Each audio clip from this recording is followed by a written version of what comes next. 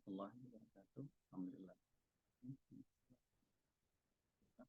Alhamdulillah kita lanjutkan mata kuliah auditing syariah kita. Pada pertemuan kali ini kita akan membahas materi terkait dengan prinsip umum dan tahap awal proses audit ya di bank syariah.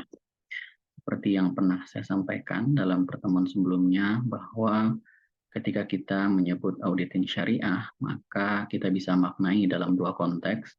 Yang pertama adalah auditing syariah itu bisa dimaknai sebagai audit atas laporan keuangan entitas syariah. Entitas syariah itu salah satunya adalah bank syariah. Kemudian yang kedua, auditing syariah itu juga bisa dimaknai sebagai syariah compliant atau kepatuhan terhadap prinsip-prinsip syariah. Pada pertemuan ini kita akan bahas konteks yang kedua, yaitu konteks yang pertama, mohon maaf, yaitu bagaimana kita mengaudit laporan keuangan entitas syariah. Dalam mata kuliah yang lain seperti auditing 1 dan auditing 2, kita telah membahas teori bagaimana auditor mengaudit laporan keuangan sebuah perusahaan. Maka tahapan dan proses yang dilakukan auditor pada saat mengaudit perusahaan tersebut juga sama dengan tahapan yang dilakukan oleh auditor dalam mengaudit laporan keuangan bank syariah.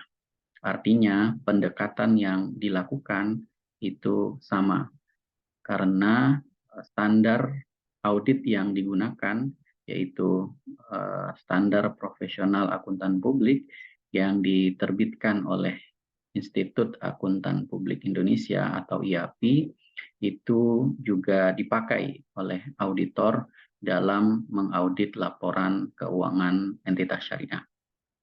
Misalnya Bank Syariah Indonesia, laporan keuangannya itu juga diaudit oleh kantor akuntan publik, ya, di mana kantor akuntan publik ini juga mengaudit perusahaan-perusahaan yang lain.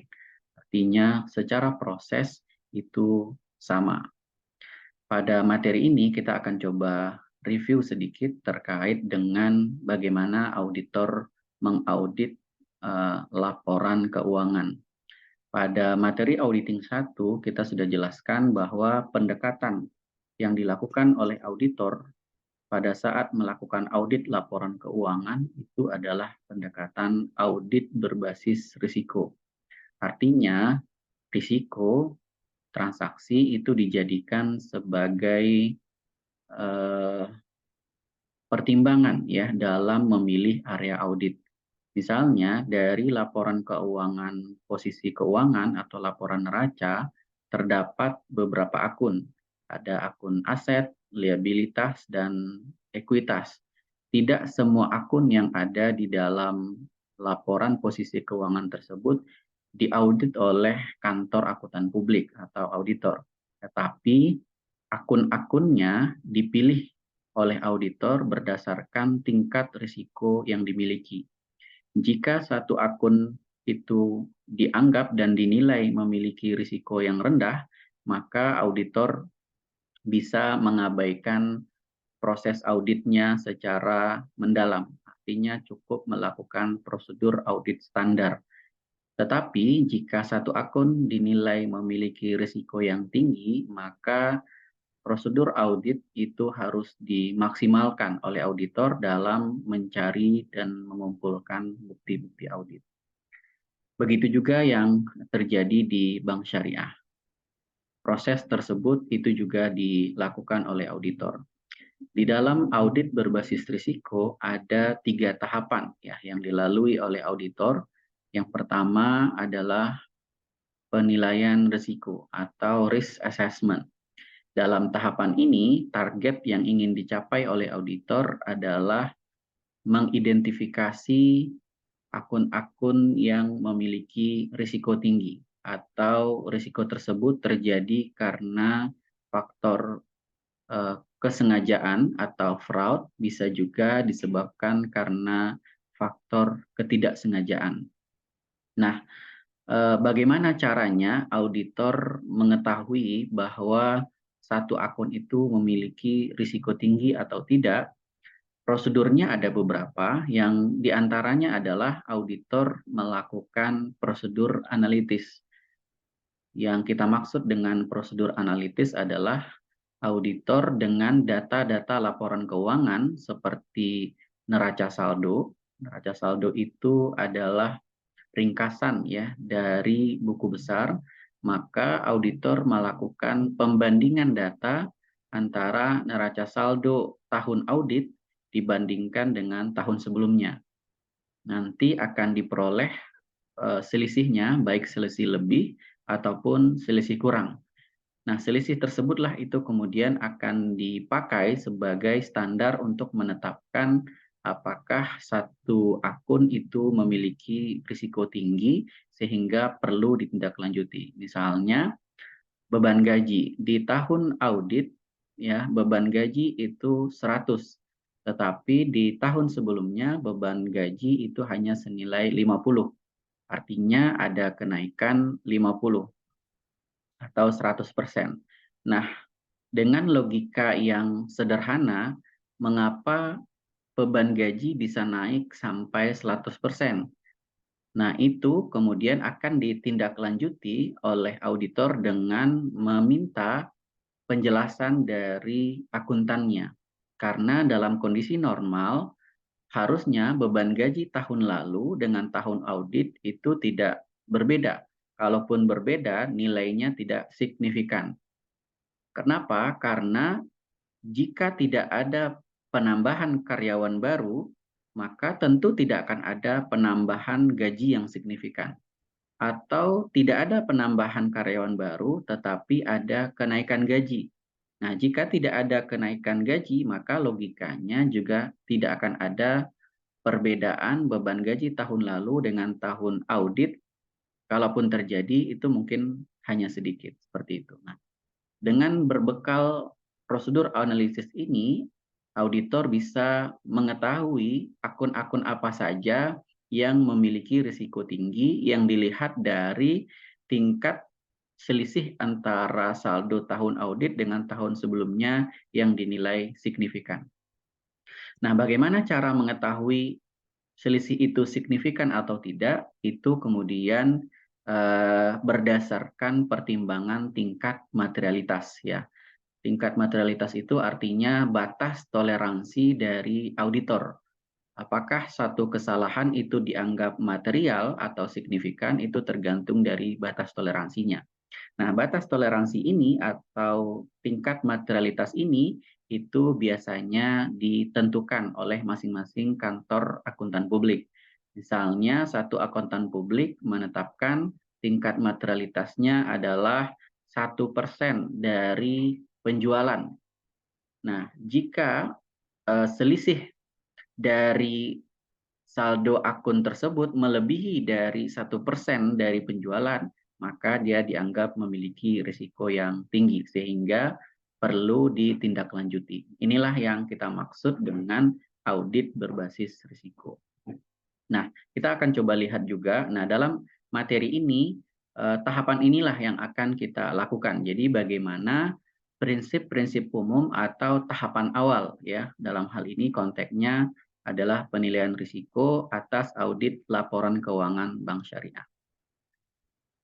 Kita mulai dari apa yang menjadi tujuan ya auditor dalam mengaudit laporan keuangan. Di sini jelas disebutkan bahwa tujuan utama dari auditor mengaudit laporan keuangan yaitu menyatakan pendapat atau memberikan opini. Seperti yang saya katakan, opini laporan keuangan yang dikeluarkan oleh auditor ya, itu sama dengan pada saat auditor mengaudit perusahaan biasa, di mana opini itu terdiri dari 4, ada opini wajar tanpa pengecualian, wajar dengan pengecualian, wajar tidak wajar, dan tidak memberikan pendapat.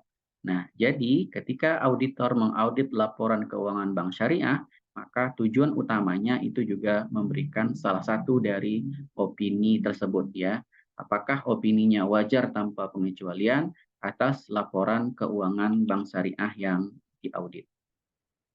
Nah, ini adalah salah satu contoh dari laporan opini yang dikeluarkan oleh Kantor Akuntan Publik PwC atau PricewaterhouseCoopers terhadap laporan keuangan BSI tahun 2021, di mana bisa kita lihat bahwa lembar opini ini itu sama strukturnya dengan lembar opini yang dikeluarkan oleh auditor terhadap laporan keuangan entitas non-syariah.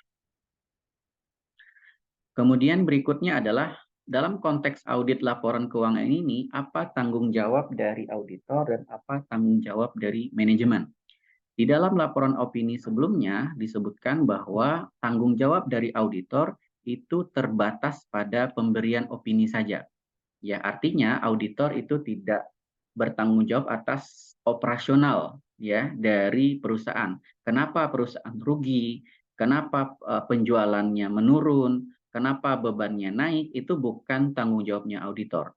Tetapi tanggung jawab auditor hanya terbatas apakah laporan keuangan itu wajar atau opini-opini yang lainnya.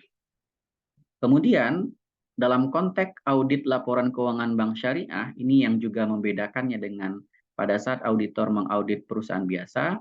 Sebelum auditor mengeluarkan laporan opini yang tadi, maka auditor harus mendapatkan satu pernyataan ya dari DPS atas syariah compliant dari bank syariah tersebut. Nah, ini artinya bahwa ruang lingkup dari auditor pada saat mengaudit laporan keuangan tidak mencakup syariah compliant-nya. Jadi syariah compliant-nya itu dilakukan oleh DPS, sehingga auditor mengandalkan pernyataan tertulis dari DPS tersebut. Kemudian yang ketiga, tanggung jawab dari manajemen itu adalah terhadap operasional dan laporan keuangannya. Artinya kenapa perusahaan rugi, kenapa laporan keuangannya banyak transaksi yang tidak tercatat, itu semuanya adalah tanggung jawab dari manajemen.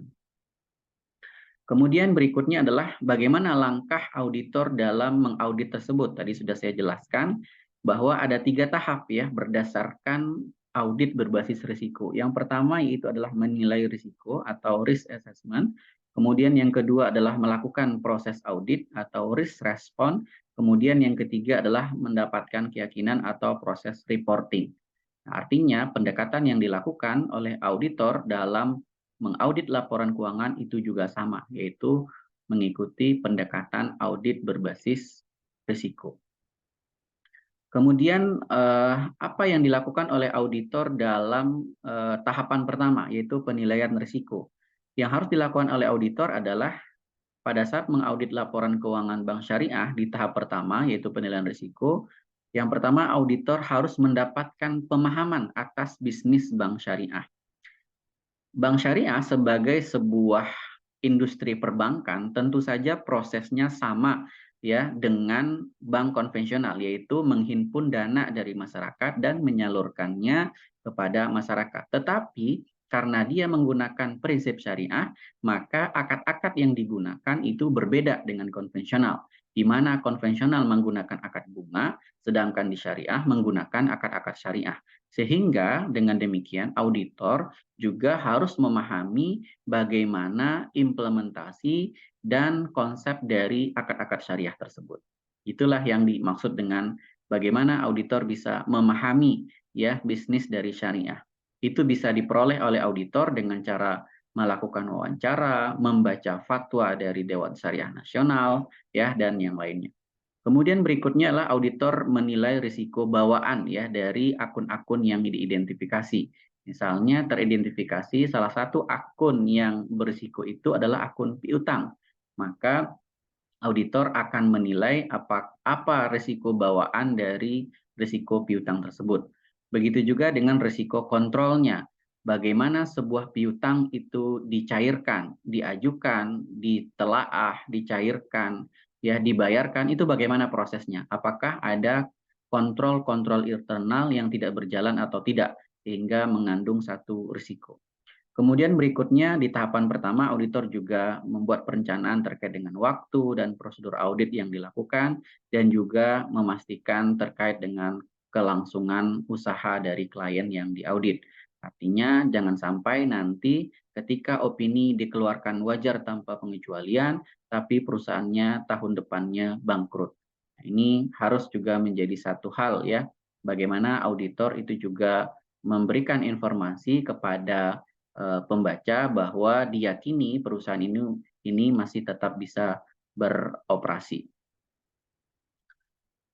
Oke, next berikutnya adalah apa saja yang perlu dipahami oleh auditor pada saat memahami bisnis ini? Banyak sekali, di antaranya auditor harus paham dasar-dasar syariah, artinya pengetahuan terhadap fikih muamalah, kemudian bisnis bank syariah itu sendiri, bagaimana produknya, akadnya, kemudian risiko yang tersimpan di situ, kemudian struktur manajemennya, struktur sistem akuntansinya, dan yang lainnya. Artinya auditor memang harus memahami terlebih dahulu seperti apa perusahaan itu berjalan. Nah, bagaimana caranya? Caranya diantaranya adalah dengan cara melakukan wawancara. Kemudian berikutnya adalah bagaimana karakteristik dari bank syariah. Seperti yang saya katakan, karakteristik dari bank syariah itu sama ya dengan bank konvensional. Apa diantaranya? Yaitu bank itu adalah bisnis yang rentan ya terhadap kondisi ekonomi. Ya, kita lihat pada saat negara krisis, maka bank adalah industri yang paling terpukul. Kenapa? Karena pada saat terjadi krisis, orang-orang kemudian mengalami penurunan kepercayaan, kemudian akibatnya orang-orang kemudian menarik dana-dana mereka di perbankan. Dan itu menyebabkan bank mengalami kesulitan likuiditas. Kemudian bank itu juga adalah industri yang likuiditasnya sangat tinggi. Kita bisa lihat nasabah itu bisa mengambil uangnya kapan saja dan di mana saja. Ya, berbeda dengan perusahaan yang bisa diatur kapan pengeluaran uang. Tetapi kalau di perbankan, pengeluaran uang itu bisa terjadi kapan saja. Kemudian membutuhkan pengendalian yang kuat. Kenapa? Seperti tadi, karena orang mengambil uang bisa kapan saja dan melalui alat apa saja, maka memang sebuah perbankan itu harus memiliki sistem pengendalian yang kuat, terutama terkait dengan teknologi. Itu kira-kira karakteristik yang dimiliki oleh perbankan dan bisa kita baca di yang lain. Kemudian berikutnya auditor juga harus memahami prinsip-prinsip syariah gitu ya, apa saja bisa kita lihat. Auditor harus memahami apa itu konsep riba, konsep uang gitu ya, konsep tentang spekulatif dan konsep-konsep yang lainnya. Nah, yang dimaksud di sini adalah auditor harus bisa memahami apakah transaksi itu mengandung riba atau tidak. Kemudian bagaimana caranya? Tadi sudah saya jelaskan juga ya, cara auditor untuk bisa memahami bisnis dari perbankan itu bisa juga dari pengalaman auditor sendiri, bisa juga diskusi dengan auditor sebelumnya, bisa diskusi dengan karyawan, membaca ya dokumen-dokumen yang terkait dengan perbankan ya. Kemudian memahami fatwa yang dikeluarkan oleh Dewan Syariah Nasional. Kemudian apa saja risiko-risiko yang ada di bank syariah? Intinya semua risiko ini juga ada di bank konvensional. Artinya bank syariah itu juga terpapar risiko-risiko yang sama dengan bank konvensional ditambah dengan risiko syariah.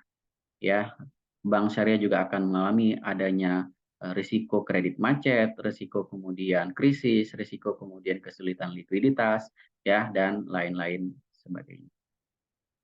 Kemudian bagaimana auditor kemudian mendeteksi ya kecurangan atau kesalahan ya yang dilakukan oleh manajemen tersebut. Ini bisa kita lihat dari tahapan audit ini, yaitu tahapan risk assessment ya, di mana targetnya adalah auditor itu mendeteksi adanya salah saji ya atau misstatement.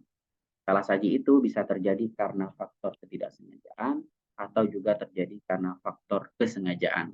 Kemudian ya risiko-risiko yang tadi atau salah saji yang sudah diidentifikasi tersebut itu kemudian akan ditindaklanjuti dengan dalam tahapan yang kedua yaitu risk response dengan cara bagaimana, yaitu auditor melakukan serangkaian prosedur-prosedur audit di mana targetnya adalah auditor itu bisa memperoleh bukti-bukti audit yang dapat memberikan keyakinan. Dan terakhir, dari temuan-temuan tersebut kemudian akan menjadi bahan bagi auditor untuk kemudian membuat laporan auditnya. Oke, kemudian berikutnya dalam konteks perbankan, karena bank adalah industri yang sangat syarat dengan teknologi, maka auditor juga harus concern terhadap pengendalian internal yang itu kemudian berkaitan dengan teknologi tadi. Nah, inilah yang kemudian juga mungkin membedakan audit terhadap bisnis perbankan dengan bisnis-bisnis yang lain, ya, di mana bank itu adalah perusahaan atau industri yang sangat syarat ya dengan teknologi. Ya, kemudian juga dalam tahapan kedua yang juga perlu diperhatikan adalah dalam mengaudit perbankan, auditor juga harus memahami dan mempertimbangkan rasio-rasio keuangan bank ya yang ditetapkan aturannya oleh regulator ya dalam inilah OJK, dan juga harus berkomunikasi dengan DPS dan dalam skala tertentu bisa juga menggunakan ahli-ahli yang lain ya. Terakhir adalah apa saja prosedur-prosedur audit yang bisa dilakukan oleh auditor. Sekali lagi sama ya dengan apa yang dilakukan oleh auditor pada saat mengaudit laporan keuangan entitas yang lain, yaitu dengan mengecek fisik, ya, melakukan konfirmasi kepada nasabah dengan pihak lain, melakukan inspeksi dokumen, kemudian melakukan vouching atau mengumpulkan bukti-bukti transaksi, melakukan tracing, ya, penelusuran prosesnya, kemudian menghitung ulang, kemudian melihat secara sekilas ya, kemudian melakukan wawancara atau tanya jawab ya, melihat langsung ya atau observasi ke tempat ya, dan melakukan prosedur analitis. Itulah yang bisa kita jelaskan terkait dengan proses awal dan prinsip-prinsip umum yang ada di audit atas laporan keuangan Bank Syariah. Semoga dapat dipahami. Terima kasih. Assalamualaikum warahmatullahi wabarakatuh.